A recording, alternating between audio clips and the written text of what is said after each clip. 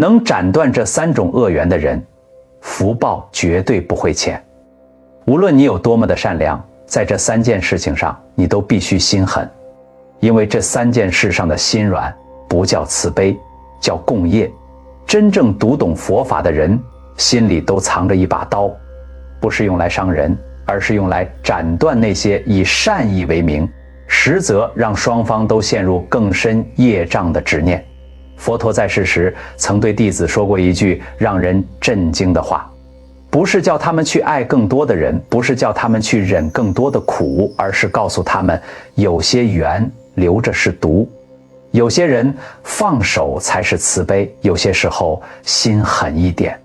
才是真正的修行。法句经里有一句话，很多人一定都背过，通俗的来讲就是自己才是自己的主人，自己才是自己的归处，其他人如何能成为你的主人？这句话不是在教你自私，而是在告诉你一个更深的真相。如果你连自己都守不住，你所谓的善良只是在用一种更体面的方式把自己推向深渊。很多人读佛经读到的是悲悯，是舍离，是众生平等，这些当然是佛法的精髓，但有一段更深的智慧藏在那些文字的缝隙之间，很少有人真正触碰到，那就是佛陀不只教人慈悲，他同时也教人能断。能断是《金刚经》的另一个译名，金刚不是因为它坚硬，而是因为它能斩断一切虚妄。真正的修行者不是一个对所有人敞开，对所有事忍耐，对自己所有的软弱都纵容的人。真正的修行者知道什么时候必须放下慈眉善目，拿起那把金刚之刀。今天要谈的是一个让很多善良的人都感到不舒服的主题。不舒服是因为他要你正视一件事，你以为的善良有一部分其实是逃避，逃避冲突，逃避孤独，逃避那个你还没有准备好去面对的自己。而佛法给你的不是让你继续逃，而是给你一把钥匙，打开你一直不敢开的那扇门。接下来我将通过3个故事作为佛法开示的引子，告诉你这3件事的真相。或许很多人到现在都还不知道，听完你一定会豁然开朗。而在我们继续之前，如果你愿意，请在评论区留下一句话：愿我智慧增长，慈悲有度。这不只是一句祝福，更是一个提醒，提醒你自己，今天的内容是为了让你活得更清醒，而不是更冷漠。王舍城在佛陀时代是一座繁华的城市，商队来来往往，香料和丝绸堆满了市集的每一个角落。在城郊有一座小小的精舍，住着一位名叫须摩那的在家修行者。他不是出家人，有自己的生意，有自己的家庭，但每天清晨他都会打坐诵经，然后把当天收入的一部分拿出来，用来帮助那些遇到困难的人。城里的人都知道须摩那这个人，有人说他是活菩萨，有人说他是傻瓜，但不管别人怎么说，他始终按照自己认为正确的方式活着。他相信给予是一种修行。有一天，一个叫提婆达多的商人来找他借钱。提婆达多的生意失败了，欠了一屁股债，妻子生病，孩子嗷嗷待哺，说起来眼眶红得像要滴血。须摩那没有多想，拿出了一笔不小的钱借给他，还顺手送了他一些米粮，让他先度过眼前的难关。提婆达多走的时候连头也没回。3个月后他又来了，这次说是新生意刚起步，周转不灵，又借了一笔。须摩那内心隐隐有些迟疑，但看着对方的样子，还是给了。又3个月，第3次，这一次须摩那终于开口问：上次借的什么时候还？提婆达多脸色一沉，说：你不是修行人吗？修行人怎么还跟人计较钱？须摩那一时无言，钱又借出去了。这样的循环持续了将近2年，须摩那的积蓄渐渐见底，但提婆达多的要求没有减少，反而越来越理直气壮。偶尔须摩纳表示力不从心，提婆达多便用一种受伤的语气说：我以为你是真的在修行，没想到你也是那种说一套做一套的人。须摩纳开始失眠，他不是在担心钱，他是在怀疑自己，是我不够善良，是我修行不到家，还是我哪里做错了？有一次，须摩纳随弟子们去听佛陀讲法，散场之后，他鼓起勇气走上前，把这2年的事情一五一十告诉了佛陀，然后问：我做错了吗？佛陀沉默了片刻，他没有先回答须摩纳，而是问了他一个问题：须摩纳，如果一个人跌进了泥潭，你伸手去拉他，结果他反而把你也拖进去了，请问你是在帮他还是在害他？须摩纳愣住了。佛陀继续说：你的给予起初是善因，但当你的给予开始让对方以为索取是天经地义的事，你的每一次付出都在为他种下更深的贪念之因。他的贪因为你的软弱而壮大，他的傲慢因为你的退让而滋生。须摩纳，你以为你在度他，但你从未问过他想被度吗？这句话击中了须摩纳内心最深的地方，他沉默了很久，然后抬起头问：那我该怎么做？佛陀说：慈悲不是无限退让，慈悲是看清对方的处境，并且有智慧的回应。你对提婆达多的一再妥协不是慈悲，是在纵容他逃避自己应当面对的因果。真正的慈悲有时候是拒绝，是让对方必须面对自己所种下的因，而不是让你一次次帮他逃脱那个必要的碰壁。须摩纳回家之后花了很长时间才消化了这些话，那种感觉不是顿悟，更像是有人把一块他一直以为是玻璃的东西告诉他其实是镜子。他以为自己在帮人，却没想到镜子里映出的是他自己那颗害怕被说不够善良的心。下一次提婆达多再来的时候，须摩纳没有像以往那样先问对方有什么困难，他只是平静地说：我没办法再借给你了，不是因为我没有能力，而是因为我知道继续这样下去对你没有好处，对我也没有好处。提婆达多当然大发雷霆，他用过去那些惯用的话来攻击须摩纳：你变了，你不是真正的修行人，你自私，你冷漠。须摩纳这一次没有动摇，他心里有一种从来没有过的清明，那不是冷酷，那是清醒。真正让他心惊的不是提婆达多的愤怒，而是他终于看清楚了，在这2年里，每一次提婆达多离开的背影都带着一种隐隐的轻蔑。他一直以为自己在帮一个溺水的人，但其实那个人站在岸上，而他才是那个越陷越深的人。斩断不是放弃对方，而是停止为对方的恶因添柴，这才是真正的慈悲。如果说第一个故事讲的是向外的关系，那么第2个故事讲的是一种更隐秘、更难被察觉的消耗，那种从内部渗入的带着情感温度的消耗。在佛陀的时代，有一位名叫毗舍屈的女弟子，她是王舍城里最虔诚的在家信众之一，每天早晚供养，持戒精严，连周围的人都说这个女人的修行比很多出家人还要认真。但毗舍屈有一个烦恼，一个她说不出口，却每天都在消耗她的烦恼。她有一个亲戚叫拔提，拔提这个人不是坏人，却是那种极度消耗人的存在。他3天2头来找毗舍屈诉苦，今天跟老婆吵架了，明天跟邻居闹矛盾了，后天又觉得命运对他不公平，每次来都要待上大半天，说着说着就开始抱怨整个世界，然后拉着毗舍屈一起陷入那个充满怨气的情绪漩涡里。起初毗舍屈以为这是在结善缘，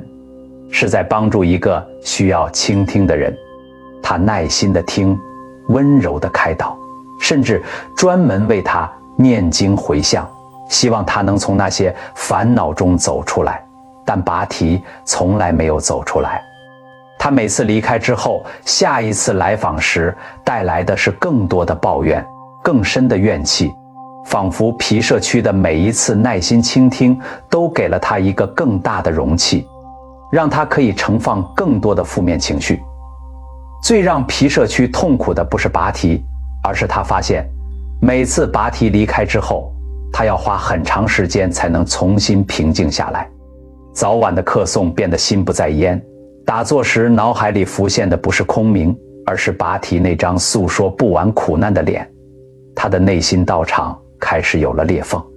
他把这件事儿告诉了寺里一位年老的比丘尼，是一位修行数十年、人称静心的老师傅。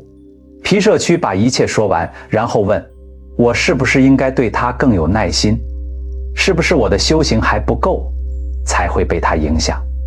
老师傅没有立刻回答，他先问皮社区一个问题：你院子里有一口井，那口井的水是清的、甘甜的，方圆10里的人都来取水。如果有人往井里倒了一桶污水，你该怎么办？皮社区想了想，说：把井里的水打出来，清洗井壁，重新等它蓄满清水。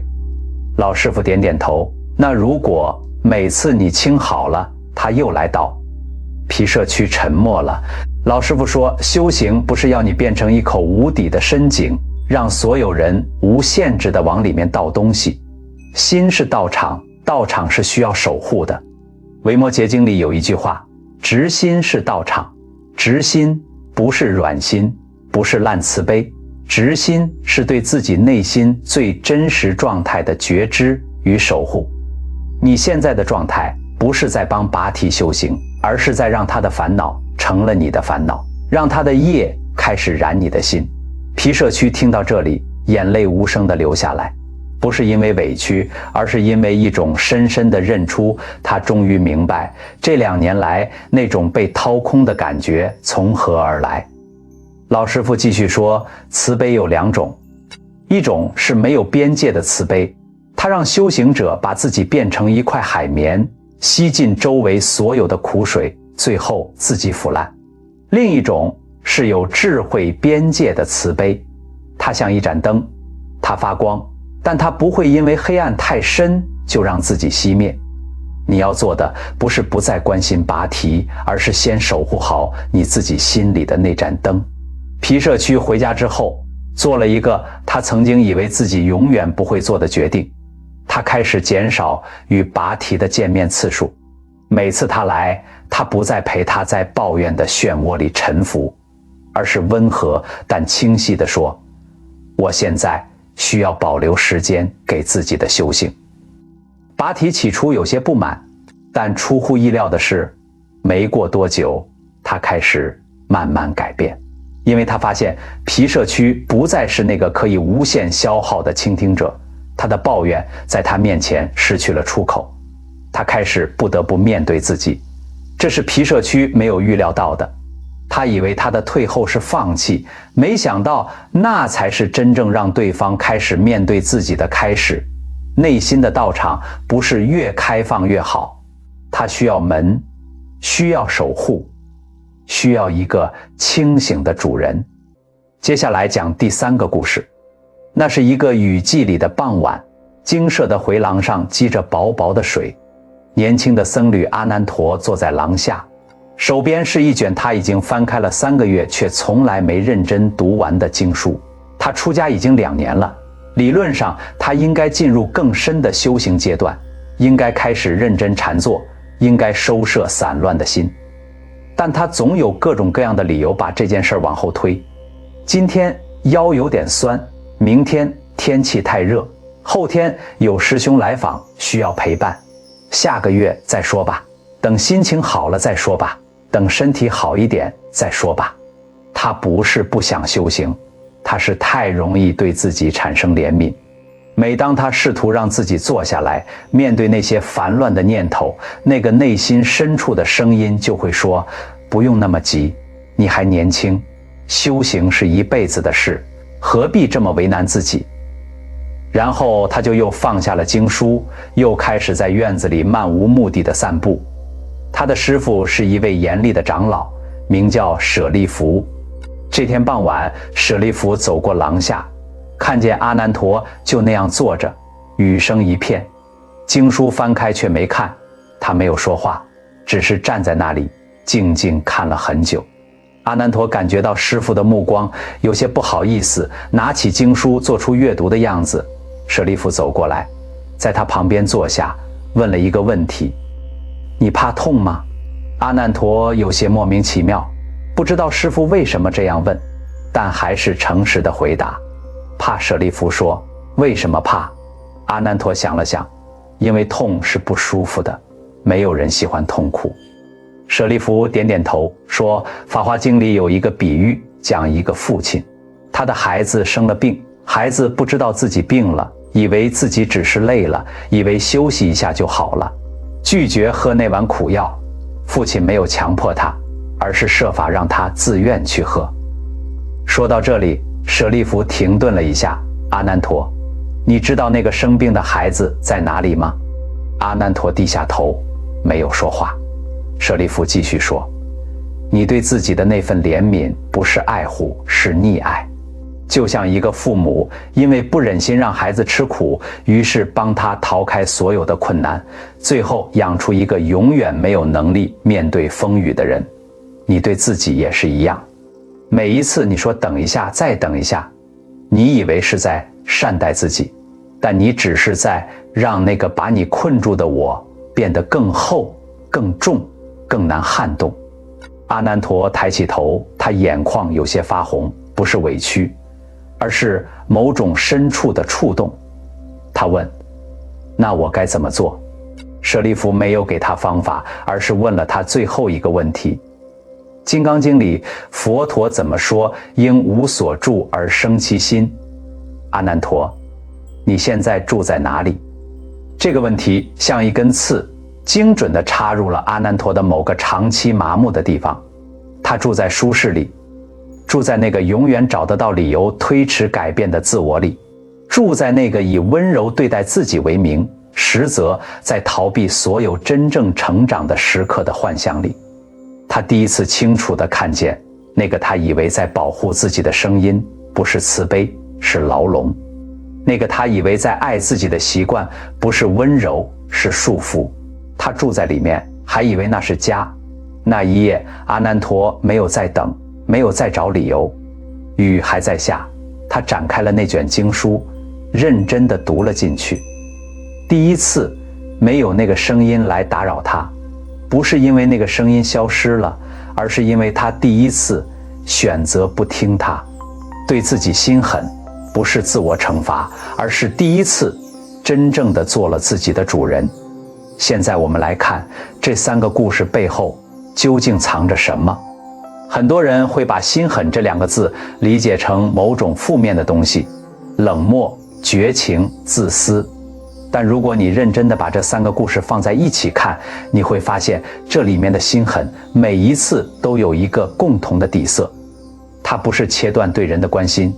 而是切断那个让双方都陷得更深的错误执念。我们先来看贪得无厌的索取这件事。佛法里有一个非常重要的概念，叫共业，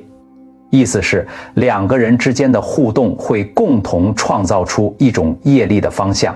当你不断给予一个贪得无厌的人，你以为你是在单方面减少他的苦，但实际上你在这段关系里同样扮演着推动者的角色。你的每一次退让，每一次害怕被说不够善良而继续掏出来的给予，都在强化对方索取无需代价的认知。这不仅仅是他的业，也成了你们之间共同编织的业。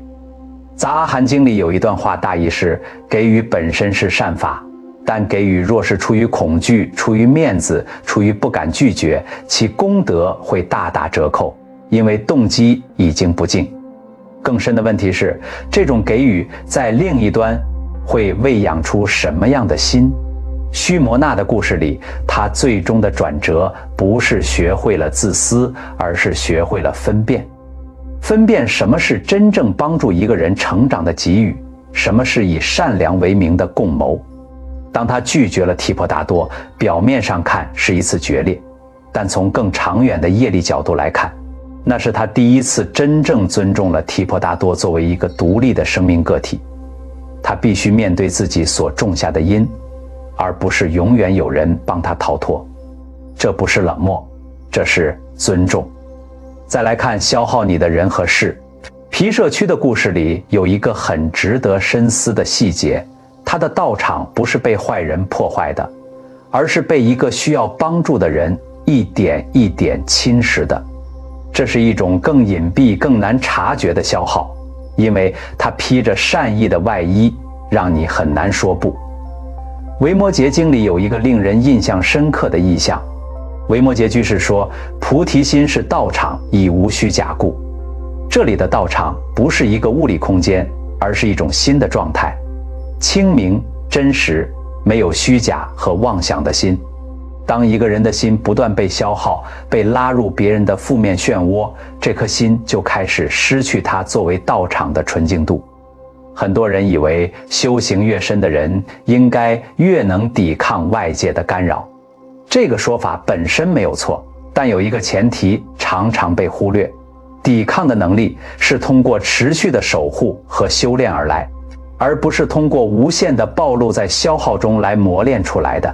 就像一个人要强身健体，是需要适当的锻炼和充分的修养，而不是把自己放在一个24小时不停消耗的环境里，然后期待某天突然强壮起来。守护内心道场的核心是清醒的知道，我的心不是公共垃圾场，不是所有的情绪、怨气、负能量都有义务由我来承接和消化。这不是在推卸对他人的关心，而是在保持那盏灯的持续燃亮。一盏熄灭的灯无法照亮任何人。然后是最深也最难的一层，对自己心狠。阿难陀的故事里，舍利弗问了他一个问题：你住在哪里？这个问题在《金刚经》的语境里有非常深的意涵，因无所住而生其心。这句话被很多人引用，却少有人真正落地去理解它。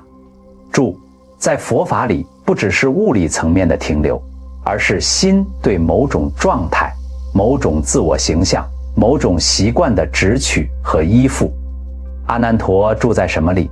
他住在我是一个还没准备好的人这个自我认知里，他住在等一下再改变这个无限拖延的舒适区里，他住在那个柔软的永远在为自己找理由的我里面。这就是我执。我执不是自私，它更隐微更危险，因为它常常以非常温柔非常合理的面目出现。他不说我不想改变，他说我要先准备好。他不说我在逃避，他说我在好好照顾自己。他不说我害怕，他说时机未到。每一句话单独拿出来都像是一种智慧，但合在一起，它们构成一道无形的墙，把你和真正的成长隔开，而你甚至感觉不到那道墙的存在，因为它摸起来太柔软了。大乘起信论里说，众生的心有两种动向，一种是趋向觉，也就是觉醒的方向；另一种是随染，也就是随着习气和执念往更深的迷失里走。我执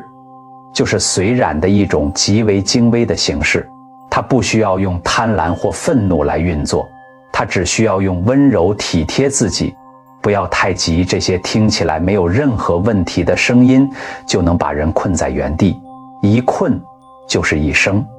对自我心狠是在这个层面上的斩断，不是要你去惩罚自己，不是要你去否定自己所有的感受，而是要你有勇气对那个声音说，我看见你了，但我不再跟着你走了。这三种心狠说到底有一个共同的佛法内核，那就是清醒的爱，清醒的爱自己，所以不允许自己被我执一遍一遍的绕圈；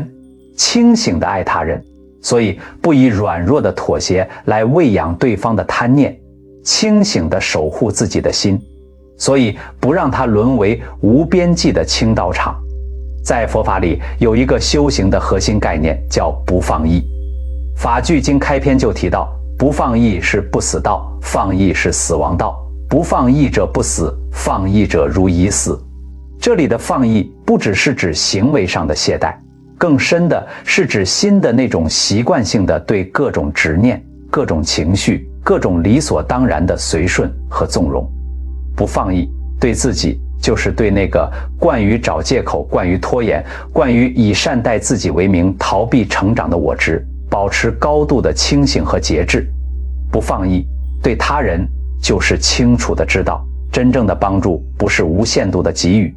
而是有智慧的回应，包括在必要的时候给出清醒的拒绝。很多人问，那我如何知道我的心狠是真正的智慧慈悲，还是只是自私的合理化？这个问题问得好。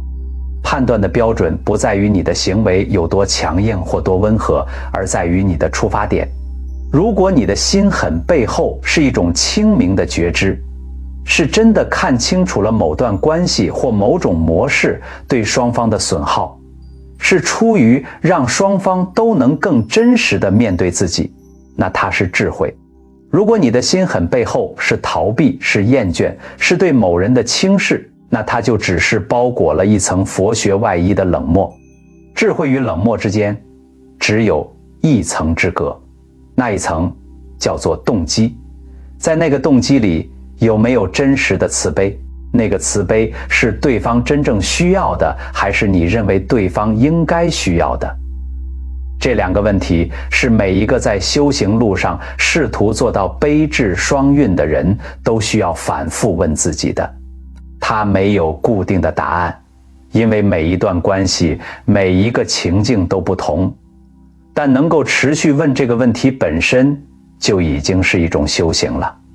说了这么多，从理解走向实践才是真正让这些道理生根的地方。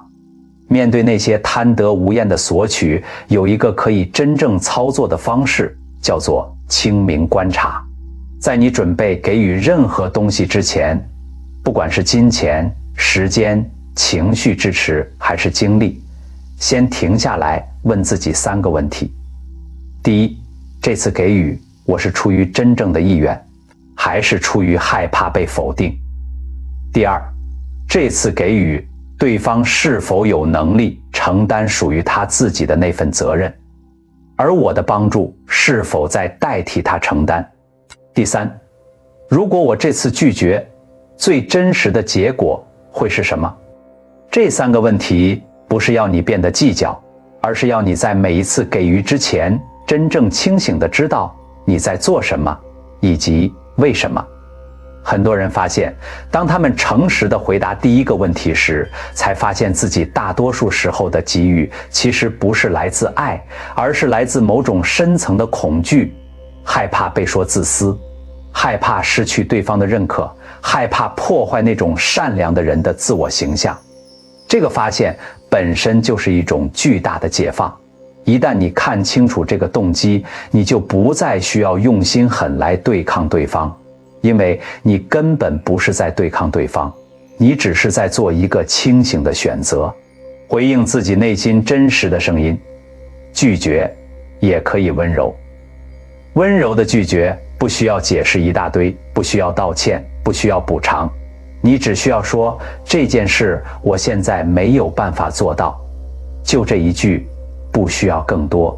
真正的关系承受得起这一句话，承受不起的那段关系本来就建立在你无限退让的基础上，那不是关系，那是消耗。面对那些消耗你的人和事，最有效的修行方法是建立一个内心清洁的日常练习。每天结束的时候，花5到10分钟做一个简单的回顾。今天有哪些互动让我感到被掏空？那种感觉是在哪个时刻开始的？我在那个时刻有没有忽略了自己内心的某个信号？这不是要你去评判那些让你感到消耗的人，而是要你开始学会认出那个信号。每一次你觉得被掏空，其实你的内心都在发出一个清晰的警报，告诉你，这里有一个边界需要被看见、被守护。很多人因为修行反而变得更不会听这个信号，因为他们以为修行意味着不应该有负面的感受，修行意味着应该包容一切。但真正的修行恰恰相反，它让你对自己内心的状态变得更敏锐、更诚实，而不是更麻木。当你认出那个被消耗的感受，不要急着评判它，也不要急着压制它，只是承认它。是的，这让我疲惫了。然后问自己，我接下来需要做什么来守护这颗心？答案可能是减少某种互动的频率，可能是在某些场合里设立更清晰的界限，可能只是今天早一点结束对话，为自己留出一段安静的时间。不需要一次做到全部，每一个小小的守护都是在为内心的道场添砖加瓦。对于那个软弱多情的自己，修行的入口是从极小的地方开始的。我执最难被斩断，不是因为它太强大，而是因为它太擅长伪装。它永远不会以一种明显的面目出现，让你可以一刀斩下。它总是用你最熟悉、最习惯的声音来说话，让你以为那就是自己。所以对抗它的方法不是用力，而是用清醒。每天给自己设立一个极小的、不容妥协的行动，不需要多大，可以是：今天不管多不想，我会坐下来安静5分钟，就5分钟，不需要专注，不需要进入什么状态，只需要坐下来，让那个等一下再说的声音出现，然后选择不跟着它走。日积月累，这种微小的不听从我执的练习会慢慢改变你和那个声音之间的关系。你会开始发现，那个声音没有你以为的那么有力量，它只是一个习惯，一个被你长期喂养的习惯。当你停止喂养它，它自然会变弱。这不是要你变得铁石心肠，不是要你变成一个不懂得照顾自己的苦行者，而是要你在照顾自己和纵容我执之间找到那条微妙的界限。真正的照顾自己是让自己成长，而纵容我执只是让自己停留。走到这里，我想请你停下来，想一个人，不是别人，就是你自己。你在生命里有没有过这样一段经历？你以为自己在给予，最后却发现是你自己在一点一点地被掏空。你以为自己在包容，最后却发现那些你以为在帮助的人，其实从来没有需要你那么多。是你害怕不够善良，所以给了比任何人需要的都多。你以为自己在善待自己，最后却发现那些等一下再等一下把你带到了一个你从来没有打算去的地方。这3件事都有一个共同的起源，那个起源不是你不够善良，而是你的善良缺少了一块重要的东西——清醒。佛陀说过一句话，让无数修行者反复咀嚼：慈悲为怀，智慧为剑。慈悲是心的温度，智慧是心的形状。没有温度的剑冰冷而无情，没有形状的温度流散而无力。两者合一，才是那种真正能够在这个世界上行走而不迷失的力量。